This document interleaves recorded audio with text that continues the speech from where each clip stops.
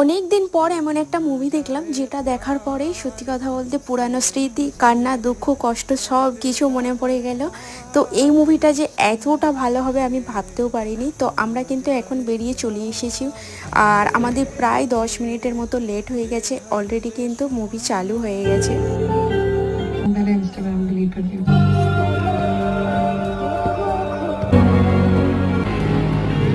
तेरे इस दिल को चुराने के लिए মুভিটা কি মুভি অলরেডি যারা দেখেছো তারা তো বুঝতে পেরেই গেছো। মুভিটা তবু আমি বলে দিই, সাইয়ারা মুভি। এত ভালো লেগেছে, এত ভালো লেগেছে, মোটামুটি হলে প্রায় সবাই মুড অফ করে বসেছিল। तेरी कहानी